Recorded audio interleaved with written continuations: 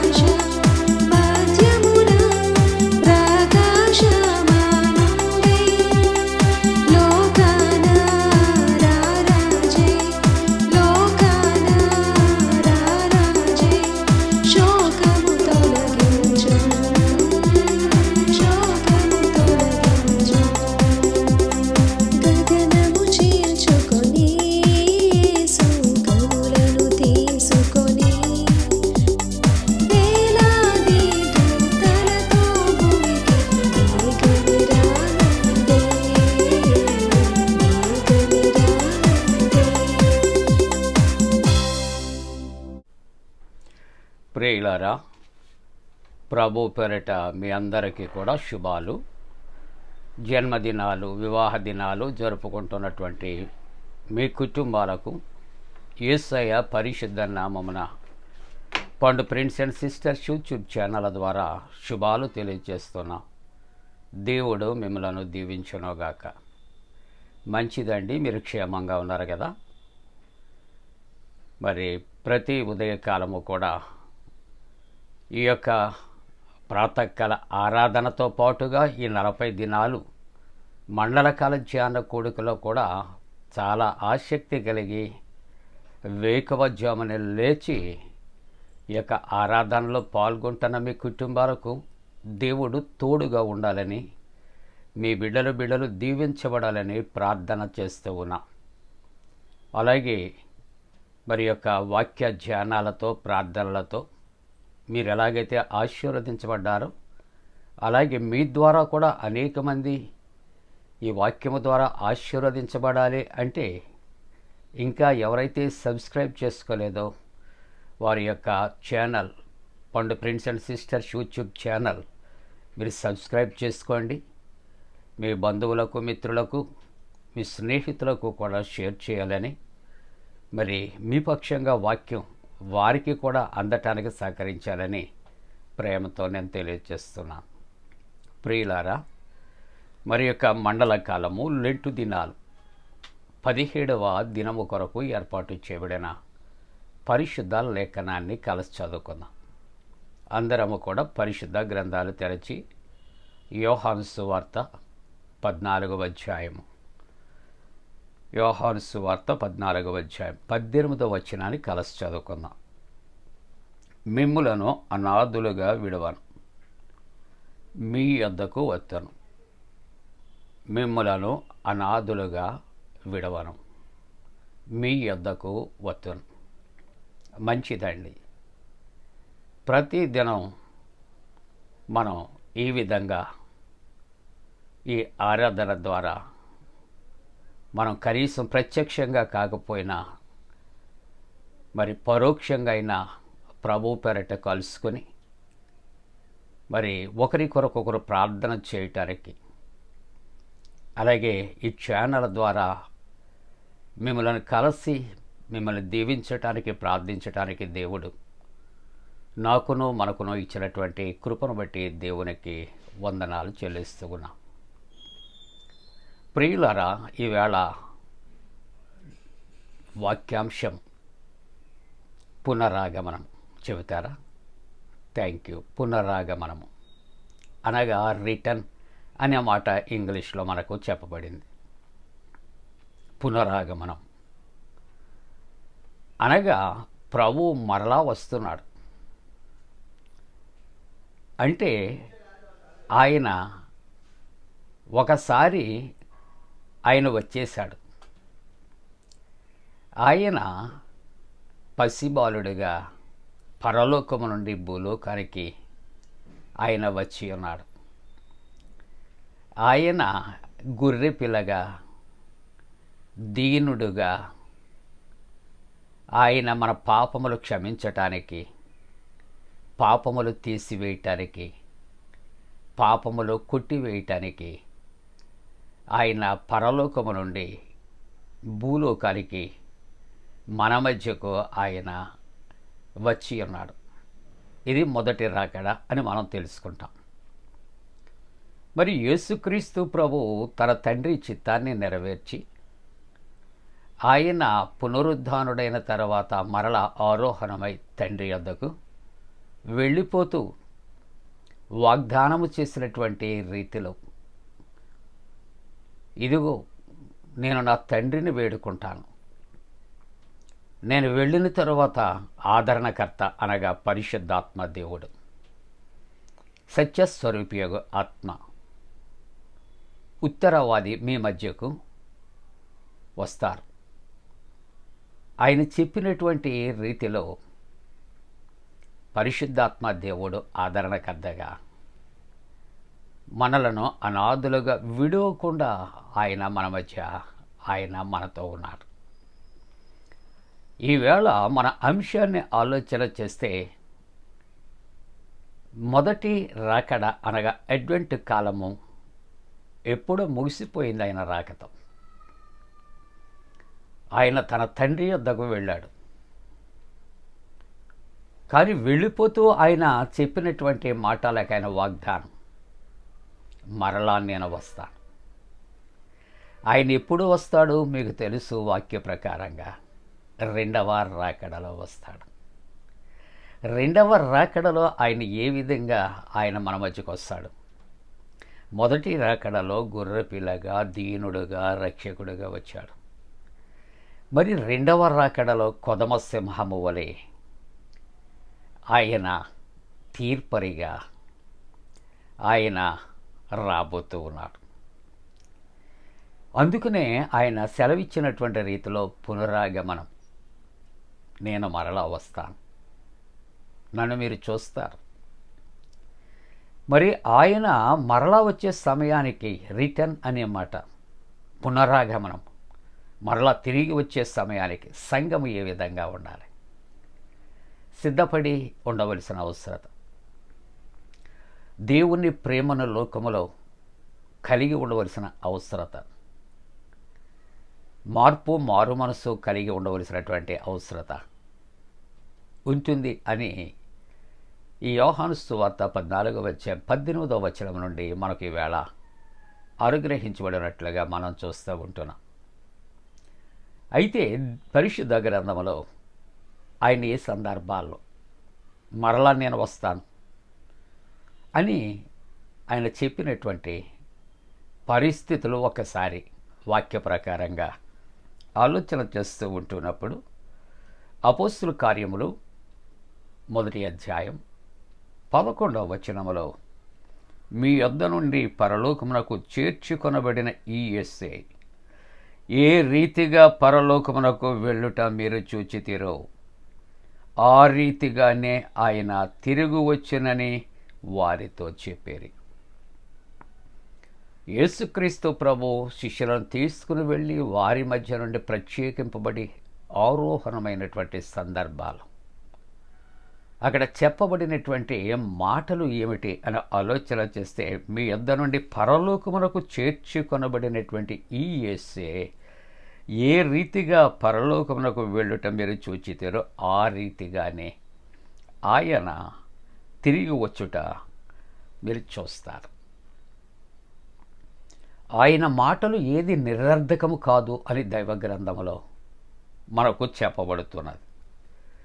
తెస్సలోనికీయులకు రాసిన మొదటి పత్రిక 4వ అధ్యాయం 16వ వచనాన్ని చూస్తున్నప్పుడు, ఆర్భాటముతోనూ ప్రధాన దూత శబ్దముతోనూ దేవుని బూరతోనూ పరలోకము నుండి ప్రభు దిగి వస్తాడు. ప్రియులారా, ఆయన తప్పనిసరిగా వస్తాడు.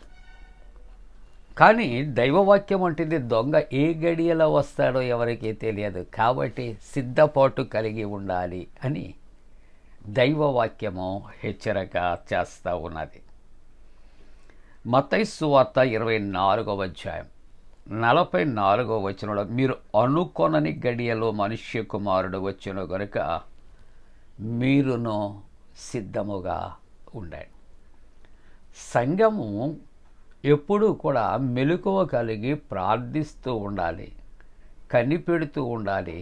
ఆయన రాక కొరకు ఎదురు చూస్తూ ఉండవలసినటువంటి అవసరత ఉంది అని దేవుని యొక్క వాక్యం. ప్రకటన గ్రంథంలో 1వ అధ్యాయంలో 7వ వచనములో, ఇదిగో ఆయన మేఘారూఢుడై వచ్చుచున్నాడు, ఆయన మేఘారూఢుడై ఆయన వచ్చుచున్నాడు, ప్రతి నేత్రము ఆయనను చూచుచు ఆయన పొడిచిన వారును చూచెదరు. ఎంత గొప్ప సంగతి అండి! తప్పనిసరిగా ప్రభువు యొక్క జననము అనేది ప్రవచనాల నెరవేర్పు అయితే, ప్రభు యొక్క రెండవ రాకడ లేఖనాలు నెరవేర్పు కనుక తప్పనిసరిగా ప్రభు మరల ఆయన రాబోతున్నాడు. దాన్ని పునరాగమనము అనే మాటలు. ఆయన మనల్ని తీసుకుని పోవటానికి వస్తున్నాడు. ఆయన తీర్పు తీర్చడానికి వస్తూ ఉన్నాడు. సంఘముగా కుటుంబముగా మేల్కొని ప్రార్థిస్తున్నామా? ప్రభు ప్రేమను కలిగే లోకములో ఇతరులను ప్రేమిస్తూ ఉన్నామా? మారు మనసు పొందుచున్నామా? ఈ ఉదయకాలము మనము ఆలోచన చేయవలసినటువంటి అవసరత ఉంటూ ఉన్నది ప్రియులారా. మరి ఎందుకు ఆయన చెప్పినటువంటి ఈ మాటలు జరగటానికి ఇన్ని వేల సంవత్సరాలు ఇంకా ఎందుకు ఈ ఆలస్యం? ఆలోచన చేస్తూ ఉంటూ ఉన్నప్పుడు దేవుని యొక్క వాక్యం అంటోంది, పేతురు 2వ పత్రిక 3వ అధ్యాయం 9వ వచనములో, కొందరు ఆలస్యమని ఎంచుకున్నట్లు ప్రభు తన వాగ్దానములను గురించి ఆలస్యము చేయవాడు కాడు గాని ఎవడునూ నశింపవలనని ఇచ్చయింపక అందరూ మారు మనస్సు పొందవలనని కోరుచు మీ ఎడల అనగా మన ఎడల దీర్ఘశాంతము చూపుతున్నాడు. ఆయన రాకడ రెండవ రాకడ సమయానికి సంఘము అనగా మనమే ఎత్తబడి గుంపులో ఉండాలి. ప్రతి మోకాలు వంచాలి, ప్రతి నాలుక స్తుతించాలి. సిద్ధపడటానికి దేవుడు మనకు అవకాశాన్ని ఇస్తున్నాడు. ఆయన సమయాన్ని ఆయన ఇస్తూ ఉంటూ ఉన్నాడు. కాబట్టి యోహాను సువార్త 14:19 ఆయన అంటున్నాడు, అయితే మీరు నన్ను చూతురు, నేను జీవించుచున్నాను గనుక మీరును కూడా జీవిస్తారు. 14:21 అంటాడు, నా ఆజ్ఞలు అంగీకరించి వాటిని గైకొను వాడి నన్ను ప్రేమించువాడు. నన్ను ప్రేమించువాడు నా తండ్రి వలన ప్రేమించబడుచున్నాడు, నేనును వానిని ప్రేమించి వానికి నన్ను కనుపరుచుకుందాను. దేవుడు తన ప్రేమను వ్యక్తపరుస్తున్నాడు. దేవుడు లోకాన్ని ప్రేమించాడు, పాపిని ప్రేమించాడు, అలాగే ఒకరిని ఒకరు ప్రేమించాలి అని ఆయన ఆజ్ఞ ఇస్తూ ఉంటూ ఉన్నట్లుగా మనం చూస్తా ఉన్నాం. కాబట్టి ఆయన రాబోతూ ఉన్నాడు. కాబట్టి మత్తయి సువార్త 3:1 ఇక్కడ బాప్తిస్మిచ్చి యోహాను వచ్చి అంటాడు, పరలోక రాజ్యము సమీపించి ఉన్నది, మారు మనసు పొందుడని యూదయ అరణ్యములో ప్రకటిస్తూ ఉన్నాడు. కాబట్టి మార్పు కావాలి. దేవుడు లోకమును ఎంతో ప్రేమించాను అన్నటువంటి ఆ వాక్య భాగము ప్రేమ మొదటి రాకడలో ఆయన నెరవేర్చాడు. మన కొరకు ప్రాణం పెట్టిస్తాడు. రెండవ రాకడలో సిద్ధపడినటువంటి వారు, సిద్ధపడనటువంటి వారికి కూడా హెచ్చరిక చేస్తూ ఉన్నాడు. నేను వస్తాను, మరలా తిరిగి మీ మధ్యకు నేను వస్తాను, మిమ్మల్ని నేను తీసుకుని వెళ్తాను. కాబట్టి మీరు సిద్ధపడండి, మారు మనసు పొందండి, మారు మనసుకు తగిన ఫలాలు మీరు పొందండి అని అక్కడ ప్రకటించబడుతూ ఉంటున్నట్లుగా చూస్తున్నాం. ఉదాహరణకు ప్రకటన గ్రంథం 2:4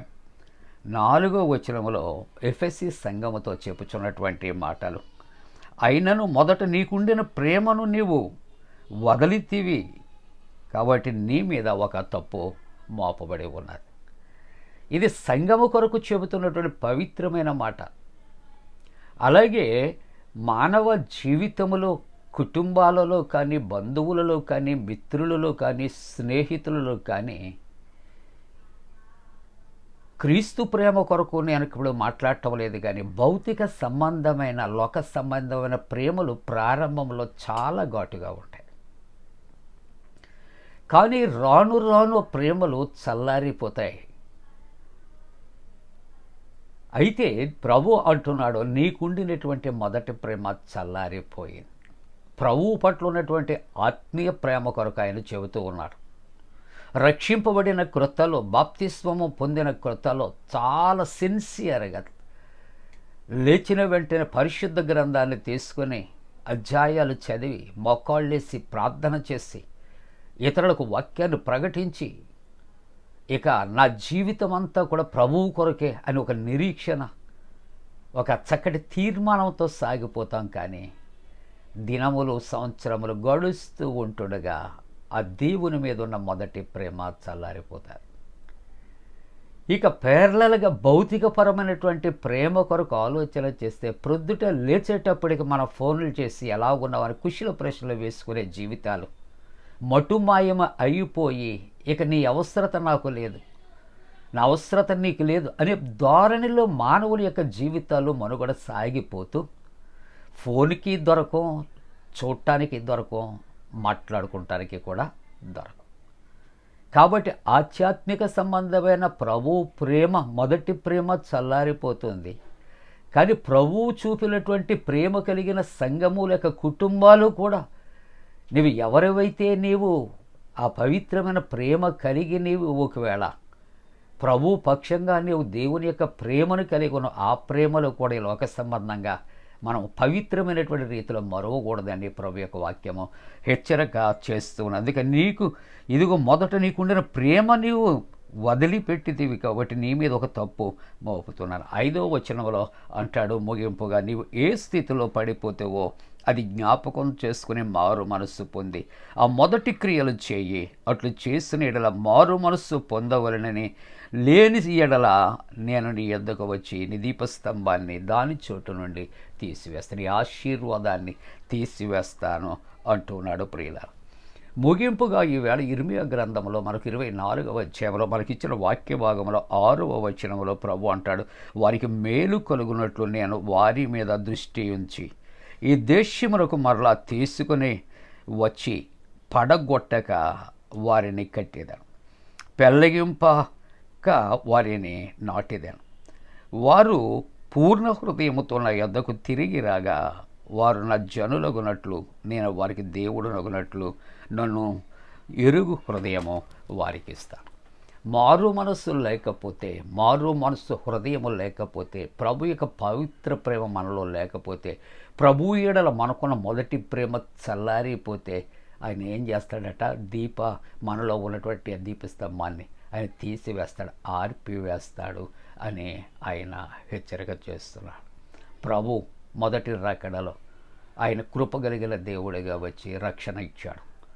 రెండవ రాకడలో పునరాగమనం మరల రాబోతూ ఉన్నాడు తీర్పు తీర్చడానికి. సిద్ధపడనటువంటి వారు సిద్ధపడాలి, సిద్ధపడిన వారు రక్షణ కొనసాగించుకోవాలి. ఆయన రెండవ రాకడ అనగా పునరాగమనం ఆయన చెందినప్పుడు ఆయనతో ఎత్తబడాలి. అలా ఉండటానికి దేవుడు తన పరిశుద్ధాత్మ కూడిన మనపై మెండుగా కుమరించనుగాక. ఆమేన్. ప్రార్థన. పరిశుద్ధుడా నీకు వందనాలు. పునరాగమనము నాయన, నువ్వు మరల నాయన రెండవ పర్యాయం రాబోతున్నావు, తీర్పు తీర్చడానికి రాబోతూ ఉన్నావు తండ్రి. మమ్మల్ని నీతో తీసుకుని పోతానికి నాయన నువ్వు రాబోతున్నావు. సంగముగా మేము తండ్రి సిద్ధపడవలసినటువంటి అవసరత, నిన్ను ప్రేమించాలి నా తండ్రి. నాయన దేవా, మేము మారు మనసు చెందాలి. అలాగే తండ్రి టెట్ ఎగ్జామ్ రాసిన బిడ్డల కొరకు, 10th క్లాస్ ఇంటర్మీడియట్, అలాగనే తండ్రి నాయన ఇదిగో ప్రభా డిగ్రీ పీజీ తదితర పరీక్షల కొరకు సిద్ధపడుచున్న బిడ్డల కొరకు ప్రార్థిస్తున్న జాయము కలుగు చేయండి. అందరికీ రక్షణ కలుగు చేయండి. యేసు ప్రభు దివ్య నామమున వేడుకొంచున్నాం తండ్రి. ఆమేన్.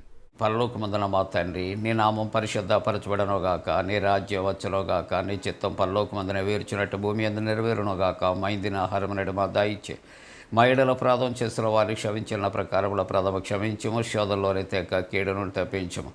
రాజ్యము, శక్తి, మహిమ నిరంతరము నీవే ఉన్నవి. ఆమేన్. మన పరమ తండ్రి అయిన దేవుని యొక్క ప్రేమయు, ప్రభువైన యేసుక్రీస్తు ప్రభు కృపయు, పరిశుద్ధాత్మ యొక్క అన్యోన్య సహవాసము ప్రాతకాల ఆరాధనలో ప్రభువుని ఆరాధిస్తున్న ప్రతి కుటుంబానికి తోడుగుండి సంరక్షించి కాపాడునుగాక. ఆమేన్.